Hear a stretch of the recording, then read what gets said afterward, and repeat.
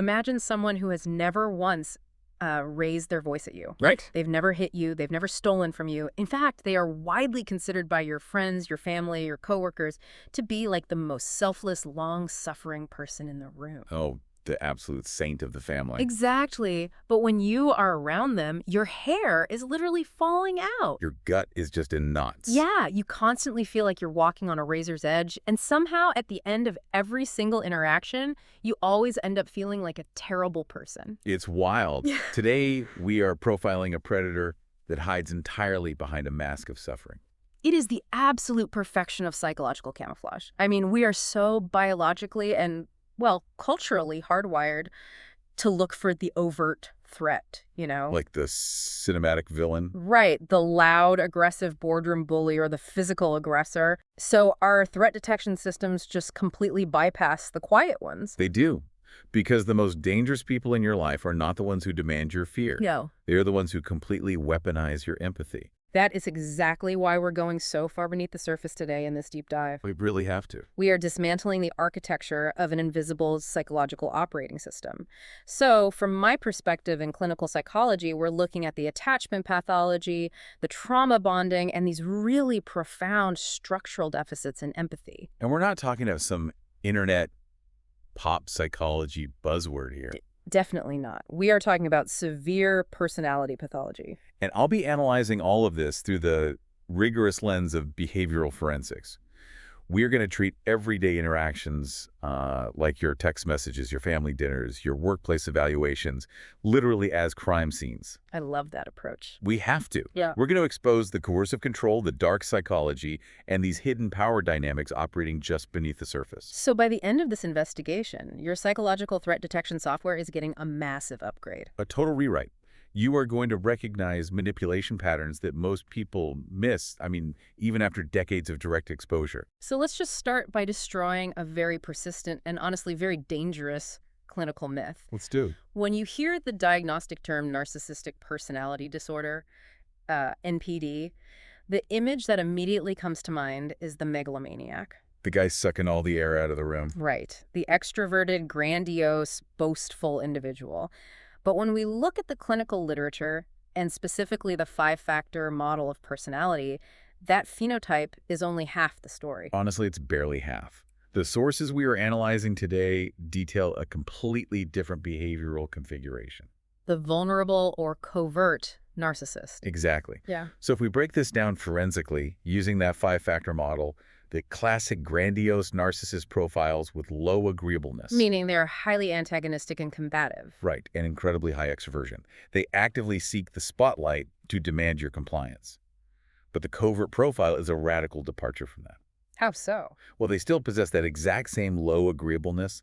The underlying hostility and the entitlement is completely identical. Right. But crucially, they possess high neuroticism, meaning this really intense, volatile emotional instability and low extroversion. So they're introverts. Yes, they are introverts. Which means the observable behaviors are just completely counterintuitive to the layperson's understanding of a narcissist. They present as shy. They present as self-effacing. Yeah. They're hypersensitive to criticism, chronically misunderstood, and just perpetually the victims of their own lives. They are the ones sitting quietly in the corner of the party, radiating this sort of heavy, unnameable sorrow that just forces you to approach them. And that is where the camouflage activates. Right? Oh, absolutely. Because when you see a human being who is introverted and seemingly in pain, your mammalian instinct is to approach with care. You drop your defensive shields, you offer to help. Exactly. But hold on, I want to push back on this just a bit from a clinical diagnostic standpoint. Sure, go ahead. Because if we have a patient who is anxious, introverted, highly neurotic, and constantly feels inadequate, well, aren't we just looking at severe dysthymia or atypical depression? It looks exactly like that. Right, because in the clinical space, a depressive presentation is usually understood as anger turned inward. The person truly believes they are worthless. So why are we classifying this as a predatory narcissistic threat? And that right there is the exact trap that keeps victims stuck for decades. This is the major perspective shift you have to make right now. Okay, break it down for us. That vulnerability. It is not genuine despair over their own worthlessness. It is a highly evolved predatory shield. Wow. Beneath the self-deprecation, beneath the tears and the heavy sighs, is the exact same intrapsychic structure as the grandiose narcissist. So there is a pathological, bottomless entitlement. Yes, there is an insatiable demand for narcissistic supply, which is, external validation used to regulate their internal state. Right. And above all, there is a complete structural deficit in empathy. So the neurochemical processing of the validation is the same, but the extraction method is just different. Exactly. Think of it like a parasitic operating system running in the background of your computer. The grandiose narcissist is ransomware. It takes over your screen, locks you out, and demands payment in bold red letters. Very obvious threat. Right. But the covert narcissist is a background crypto miner. The screen looks perfectly normal. You don't see any threat at all. But your battery is draining rapidly. Yes, your fan is spinning out of control and your system is crashing because all of your processing power is being secretly siphoned off to enrich them. That is a terrifying analogy. They do not demand that you worship their greatness. They demand that you manage their suffering. They demand that you manage their suffering. I mean, that is just a chilling distinction. It really is. The clinical term the sources use to describe this internal landscape is passive grandiosity. Passive grandiosity, yeah. It's fascinating because they actually harbor these intense, grandiose fantasies of unique, unparalleled brilliance. They truly believe they are special and superior. But they hold a core belief that the world is simply too flawed, or too cruel, or just too ignorant to recognize their genius. Right. The grandiose narcissist walks into a room and says, I am the smartest person here, look at me. But the covert narcissist walks into that exact same room, sighs heavily, and thinks, I'm the smartest person here, but these idiots will never understand my depth. So I will sit in this corner and make sure everyone feels how much they are disappointing me. Exactly. It is still entirely about them. The ego is just as inflated, but it's made of spun glass. It is incredibly fragile. But verbal manipulation only works if the delivery system is flawless, right? Correct. If the observable behavior is just, sighing and looking sad, how does that actually subjugate another human being? To understand the mechanics of that, we have to treat these conversations as crime scenes. We need to look at the behavioral forensics and the linguistic manipulation. Let's do that. Because when you analyze the linguistic taxonomy of a covert narcissist, you realize they use this highly specialized, almost surgical repertoire. It's designed to control you, evade accountability, and induce just chronic self-doubt. And they avoid direct aggression at all costs, don't they? Absolutely, because they are obsessed with maintaining their public reputation as the good, selfless person. So the control is delivered via double-meaning sentences, backhanded compliments, and just relentless martyrdom. Let's do a forensic line-by-line analysis on this. Yes, let's pull 3 specific case studies from the clinical reports to really see these invisible transactions taking place. Okay, let's start with case number 1. The guilt trip, or martyrdom. So the setup is this.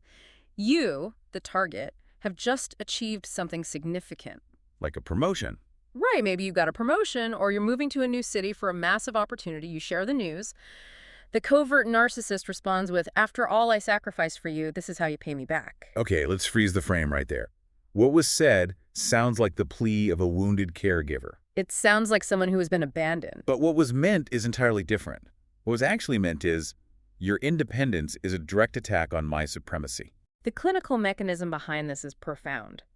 In a healthy, secure attachment model, a caregiver or a healthy partner actually celebrates individuation. Because your growth, your ability to function independently in the world, that is the ultimate goal. Right. But for the covert narcissist, your growth is processed as a severe narcissistic injury. It means you're separating from them, which means they lose their emotional regulator. So your success is literally an existential threat to their control. And look, the invisible transaction taking place in the syntax of that sentence. After all I sacrificed for you. Yes. They are originating an unpayable emotional debt. They are taking your independent achievement and forcibly making it about their past suffering. And the targeted emotional response here is guilt. Exactly. If they can make you feel guilty for succeeding, they clip your wings without ever having to raise their voice or issue a direct threat. You become the villain in your own life's narrative. And to alleviate that cognitive dissonance, you have to shrink yourself back down to a size that makes them comfortable. Oh man, let's escalate to case 2 then. A backhanded compliment. Which the clinical literature identifies as a form of intermittent invalidation. Yeah. So the scenario. You spent months writing a book or finishing a thesis, you show them the final product. And they say, The covert narcissist says, you worked incredibly hard on this, but you never would have achieved it without my help. this is a classic high-level coercive control tactic. It's so sneaky. It's brilliant in its malice because of the plausible deniability. Right, because if you get angry, they can just immediately retreat into victimhood. This is what? I said you worked hard. I complimented you. Why are you always so sensitive and aggressive with me? From a clinical perspective, it completely traps the victim in a double bind. The neurochemistry of this is actually terrifying. It mirrors intermittent reinforcement. Much like a slot machine, they give you a hit of dopamine with, you worked incredibly hard, which causes you to lean in. You're seeking that validation you've been starved of. And the second you lean in, they hit you with cortisol. But you never would have achieved it without my help. Exactly. The targeted response here is the minimization of the victim's self-efficacy. They are forcibly shifting the center of gravity of your success back to themselves. It's a very subtle power shift. Very. They are planting a microscopic seed of doubt regarding your own competence. And here is the real danger. Over 5, 10, or 20 years, this phrase, repeated in thousands of different variations, just completely erodes your psychological foundation. You lose your self-trust. You begin to unconsciously believe that you actually cannot survive in the real world without their guidance. It manufactures a deep, synthetic dependency. Which leads us perfectly into case 3, deflecting accountability. This is perhaps the most insidious linguistic trap of all. The setup here is you finally muster the courage to confront them. You set a boundary. You say something like, "It really hurt me when you read my diary." Or, it was inappropriate when you belittled me in front of my colleagues. And they look at you, tears welling up in their eyes, and say, "I guess I'm just a terrible person who doesn't deserve love." Okay, this is the conversational kill shot. From a profiling perspective, this is a masterful evasion tactic.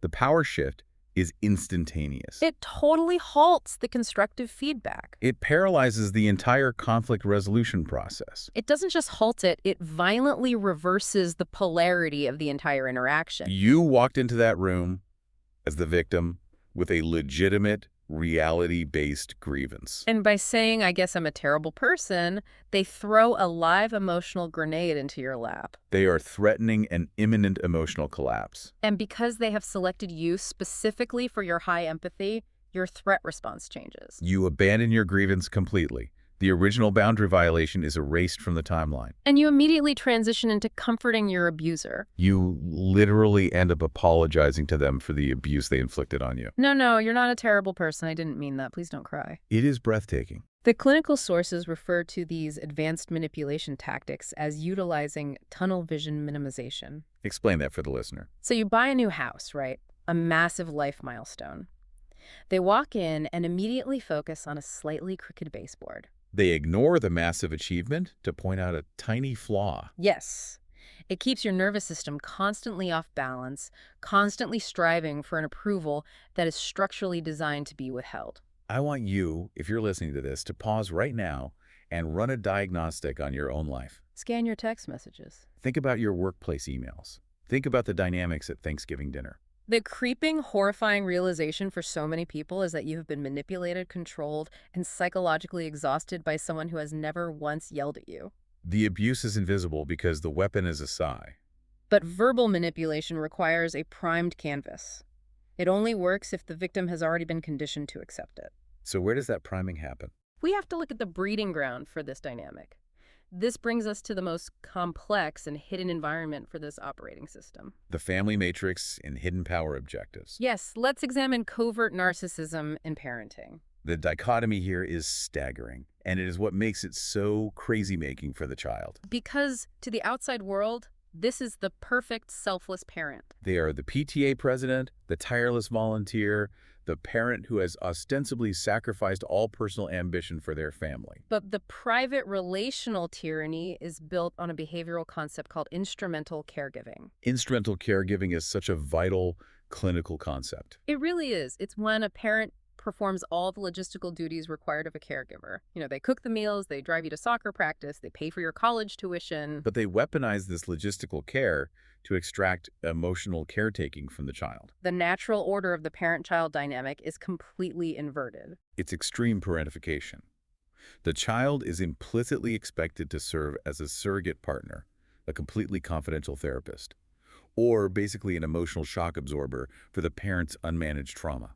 The parent does the laundry, yes, but the child is entirely responsible for regulating the parent's nervous system. And developmentally, what happens when that child tries to grow up? We touched on the danger of individuation earlier, but we need to go deeper into the mechanics. A child naturally hitting developmental milestones, like getting a high school job, finding a romantic partner, or even just forming political opinions that differ from the parent. That is experienced by the covert parent as a profound, agonizing narcissistic injury. But again, they don't respond with overt rage. They don't scream, "You are not allowed to leave me." No, the control is covert. They respond with a heavy, lingering sigh as you walk out the door, the trembling fingers while washing the dishes when you mention your new boyfriend. And most commonly, the sudden, mysterious somatic illnesses that conveniently flare up right before your prom or your graduation, or literally the week of your wedding. They reel you back into their orbit using their own extreme fragility. You can't leave, your mother is having a migraine. You can't move to New York, your father's back is acting up again. The sources outline really fascinating gendered presentations of this pathology. And to be clear, this isn't about biological determinism. No, not at all. It's about how covert pathology adapts to societal expectations of gender in order to maintain its camouflage. So how does the covert mother present? She often blends toxic warmth with relentless criticism. She might spend hours baking your absolute favorite cookies, a display of immense care, and while you're eating them, she casually criticizes your weight, your skin, or your choice of partner. Wow. She invades privacy under the guise of worry, reading diaries, tracking your phone location, and weaponizes her tears to maintain total domestic martyrdom. The covert father often presents slightly differently, adapting to different societal cover. He might demand absolute perfection, but engage in a quiet, simmering, relentless competition with his child's achievements. He utilizes the child's status solely to boost his own fragile ego. To his friends, it's, "My son, the doctor." But in private, he constantly reminds the son of his childhood failures or perceived weaknesses. And he enforces a passive-aggressive withdrawal of approval, like a cold, silent treatment, if the child dares to not mirror his exact political or religious beliefs. So this raises a massive, unresolved question for the developing psyche. What happens to the victim's reality? If the outside world sees this parent as a saint, if your friends come over and say, "Your mom is so incredibly sweet," or Yeah. "Your dad is so generous to drive us everywhere," And you are the only one feeling suffocated, drained, exhausted, and anxious around them. you internalize a terrifying logical conclusion. You decide that you must be the toxic, broken, ungrateful one. You become the villain in your own mind to protect the illusion of the good parent. Because for a child, it is safer to believe I am bad than to believe my parent is fundamentally unsafe. That is just devastating. You sacrifice your own perception of reality to keep the attachment bond intact. And that perfectly sets up our next escalation point. Because as a clinician, I see adults come into therapy utterly confused by these dynamics. They know something is wrong, but they can't name it. Covert narcissism looks nearly identical to two other distinct psychological profiles. Emotionally immature parenting and borderline personality disorder, or BPD. The observable behaviors, the volatility, the victimhood, the boundary issues, they overlap heavily. But the internal operating systems driving those behaviors are wildly different. Let's build the profiling matrix for this right now.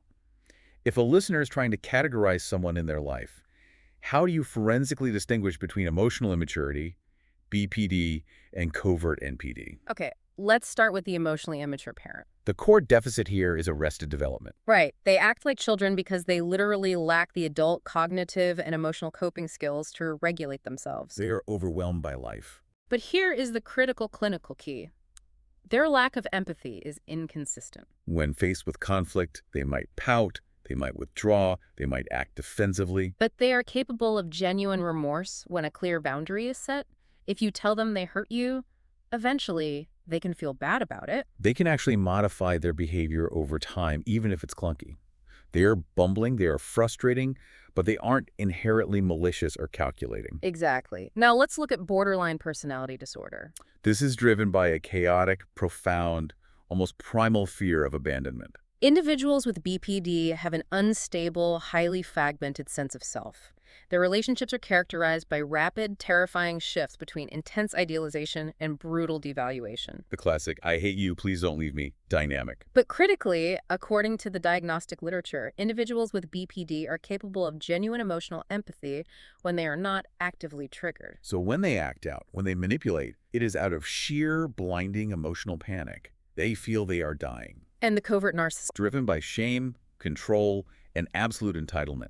Their empathy isn't overwhelmed by panic. It is structurally absent. It's completely performative. It is instrumental. They fake empathy to gather data on your vulnerabilities so they can use it later. From a behavioral forensic standpoint, the difference is intent and calculation.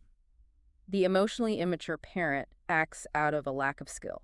The BPD individual acts out of emotional terror. But the covert narcissist's manipulation is planned, calculated, and designed specifically to enforce your subordination. When you challenge a covert narcissist, they do not feel genuine guilt. They launch a retaliatory campaign, or they double down on their victimhood to punish you for daring to question their narrative. But wait, here is where the psychiatric research gets truly terrifying. Because human pathology doesn't always fit into neat little boxes. Let's talk about the borderline narcissist paradox. The sources reveal a staggering comorbidity rate. Up to 25% of patients diagnosed with borderline personality disorder also meet the criteria for vulnerable or covert narcissism. That is a highly volatile, highly dangerous behavioral cocktail. You have the desperate, frantic need of the borderline, the absolute terror of you leaving, combined with the punitive, entitled superiority of the narcissist. They will beg you to stay, weeping on the floor. And then once you stay, they will punish you brutally for seeing them beg, just to reestablish their dominance. And structurally, if you think about it, that makes no sense. A BPD patient is terrified of abandonment, constantly seeking enmeshment. A covert narcissist is emotionally unavailable and fundamentally lacks empathy. So why would they ever approach each other in the first place? Yet, the clinical data shows they are magnetically attracted to each other in romantic relationships. Why? It is the perfect toxic lock-and-key mechanism. Let's look at the life cycle of this pairing. Yeah. At the very beginning, the BPD individual who desperately fears abandonment and needs intense emotional enmeshment showers the covert narcissist with intense, idealizing attention. They mirror them perfectly. And the covert narcissist, who is starved for validation and supply, absorbs this attention like a sponge in the desert. The BPD person feels like they have finally found a savior who truly sees their dealt pain, because the covert narcissist performs sensitivity and active listening so well in the beginning. They both think they found their soulmate, but the matrix eventually collapses. Inevitably. Because the BPD partner's emotional needs are a bottomless well. They become too chaotic, too demanding. The covert narcissist, lacking genuine empathy, becomes disgusted, exhausted, or overwhelmed by the very vulnerability they initially exploited. So, the narcissist begins to withdraw, often passive-aggressively, pulling away just slightly. Which instantly triggers the BPD partner's ultimate terror of abandonment. Exactly, causing the BPD partner to cling tighter or lash out in frantic rage. The narcissist then uses this frantic reaction to comfortably play their favorite role, the victim. They gaslight the BPD partner and anyone else who will listen into believing the BPD partner is completely unhinged and crazy. While they sit back and play the calm, long-suffering saint. It is a trauma-bonded cycle of chasing, idealizing, and rejecting that can go on for decades, completely destroying both people. Okay, let's take a breath. We need to shift our focus from the psychological games being played to what this chronic exposure actually does to the victim's physical body. We've talked about the behavioral strategy, but the physical toll is undeniable. Let's dive into the neurobiology of the victim. We have to look at the concept of the neuroception of threat. When a threat is overt, say a tiger in the jungle, or a boss literally screaming in your face, your nervous system activates a very clear, very clean fight-or-flight response. Adrenaline spikes. Cortisol floods your system. You take physical action, the threat passes, and your system resets to a baseline of safety. But the abuse of a covert narcissist is entirely subtle. It is the heavy sigh. It is the cold shoulder. It is the withholding of affection. It is the micro-expression of disgust when you mention something you are proud of. Which means the victim's nervous system never gets a clear, actionable signal to fight or flee, nor does it ever get the all-clear signal that the danger has passed. It is perpetually humming. You are constantly, unconsciously scanning the environment for invisible danger. You are reading microexpressions, trying to anticipate the mood of the room before you even step foot in it. Clinically, this chronic low-level stress actually alters the physical structure of the developing brain. It affects the prefrontal cortex, which handles your executive function, decision-making, and self-regulation. And it hyperactivates the limbic system, particularly the amygdala, which processes fear and emotions. The body literally keeps the score. You see patients coming into clinics with unexplained migraines, severe gut and digestive issues, autoimmune flare-ups, chronic jaw tension. Their bodies are physically breaking down under the weight of an invisible psychological war. And this leads to the major perspective shift of our profiling session today. We all know the classic trauma responses: fight, flight, and freeze. But to survive this specific type of predator, a predator who relies on your emotional subjugation, victims develop a highly specialized survival mechanism. The fawn trauma response. I want to break down exactly how fawning works mechanically, because it isn't just befriending the threat. It is a biological override. It is. It is an adaptive survival pattern where your brain calculates that fighting is useless and fleeing is impossible. So you seek safety by appeasing, comforting, and proactively anticipating the needs of the source of the danger. You learn to completely suppress your own biological signals. You suppress your own anger, your own hunger, your own exhaustion, your own desires, specifically to prioritize the abuser's emotional state. Because your nervous system has learned a terrifying rule. If they aren't stable, you aren't safe. I want to highlight the clinical research here, specifically the foundational work from clinicians like Solani and Freiberg. They talk about how victims of chronic covert abuse are forced to build what is called a false self structure. In order to survive a parent or a partner who cannot tolerate your authentic self, who punishes your true self with size and withdrawal, you build a highly compliant, approval-seeking personality. You construct a mask of perfect accommodation. You hide your true self so deeply that eventually you forget where you put it. You become a mirror, existing only to reflect whatever the narcissist needs to see to remain calm. And this brings us to a really counterintuitive truth about victims of covert narcissism. You might assume that victims of this kind of profound identity-erasing abuse become entirely dysfunctional in the real world.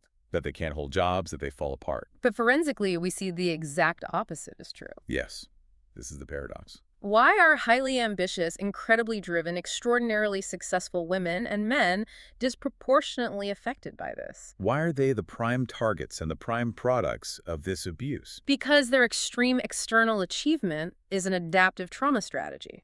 If you grew up having to perfectly calibrate your every word and movement to manage a covert narcissist's fragile ego, you become a savant at reading a room. You become an absolute expert at managing difficult bosses, anticipating client needs before they are spoken, smoothing over complex interpersonal conflicts. Your trauma response, your hypervigilance and fawning makes you an incredibly effective, high-achieving employee or leader. You are a human Swiss Army knife for other people's problems. But the internal cost is catastrophic. You are operating from a place of profound emotional suppression. You can advocate fiercely for your team at work, you can negotiate multi-million-dollar contracts, but you cannot ask your partner for a glass of water for yourself without feeling a pang of guilt. You are a world-class expert at managing everyone else's reality, but you have zero access to your own internal compass. So the ultimate question is, how do you stop? How do you break the programming once you finally see the matrix? That brings us to our final defense strategies. When I have a client who finally realizes they are enmeshed with a covert narcissist, whether it's a parent they've been trying to please for 30 years, a spouse, or a boss, their immediate clinical instinct is usually to confront them. They want to sit down and explain exactly how much they've been hurt, hoping for that moment of catharsis and understanding, which, from a behavioral profiling standpoint, is the worst possible move you can make. Exactly. Break down why. Because you are giving them exactly what they crave most: narcissistic supply. If you confront a covert narcissist with your profound pain, you are not inspiring empathy. You are simply proving to them that they have massive power over you. They will immediately flip the script. They will weaponize your confrontation, play the victim, accuse you of attacking them, and you will walk away from that conversation feeling utterly crazy and entirely at fault. The ultimate counter-manipulation tactic is not confrontation. It is called the gray rock method. I love gray rock. Oh. Let's unpack the clinical mechanics of why it works. Because essentially you are purposefully starving their dopamine loop. You are removing the emotional mirror they rely on for regulation. Exactly. The goal of gray rock is to deny the narcissist their supply by becoming as uninteresting, unresponsive, and emotionally flat as a literal gray rock. You do not feed their drama. You do not react to their passive-aggressive jabs. You become a void. What does that look like in practice, forensically? It requires intense self-regulation, neutral body language, minimal eye contact. You give strictly one-word answers, yes, no. No, you completely avoid the disclosure of any personal information, because any personal data is just ammunition for future manipulation. Let's say they try to initiate a guilt trip. After all I've done for you, you barely visit me anymore. You do not argue. You do not defend your busy schedule. You say in a flat, even tone, I hear that you're upset. Anyway, how is your garden doing? You acknowledge the statement neutrally and immediately shift the focus back to a mundane topic about them. Information control is vital here. In the clinical world, we use an acronym for boundary setting with cluster B personalities, JDE. Justify, argue, defend, explain. You must stop doing all four. If you take away one tactical rule from today, write that down. Never justify, argue, defend, or explain yourself to a covert narcissist. Because if you give a reason for your boundary, you are not providing clarity. You are just giving them the exact blueprint for an argument. If you say, I can't come over for dinner because I'm exhausted from working a 60-hour week, they will immediately say, oh, so your corporate job is more important than your own mother. You gave them the weapon by explaining. Instead, you use a complete sentence. I won't be able to make it today. Full stop. Silence. But implementing this, holding that silence, triggers the final and most difficult psychological hurdle for the victim. The anatomy of guilt. This is where the whole neurological system fights back. When you finally set a boundary with a covert narcissist, you will not feel liberated. You will feel an overwhelming, crushing, almost physiological sense of guilt. You will feel like you are doing something terribly wrong. You will feel cruel. And we need to completely reframe that guilt right now. That intense guilt is not a sign that you are making a mistake. Yeah. It is not your moral conscience telling you that you are a bad person. What is it mechanically? It is simply proof that the trauma programming worked perfectly. The covert narcissist spent years installing a specific button in your psyche that equates choosing your own safety with harming them. When you feel that guilt, you are not feeling the truth. You are just feeling the old parasitic software running in the background. You have to learn to observe the guilt without obeying it. Observe the guilt without obeying it. That is a massive paradigm shift. It means accepting that you will feel terrible while doing the exact right thing for your own psychological survival. We have covered a tremendous amount of ground today. We've mapped an entire hidden ecosystem of manipulation, from the linguistic traps to the neurological consequences. Let's do a final synthesis of this invisible web. The covert narcissist is fundamentally an emotional predator. They hide behind a meticulously crafted, socially acceptable mask of fragility, introversion, and perpetual victimhood.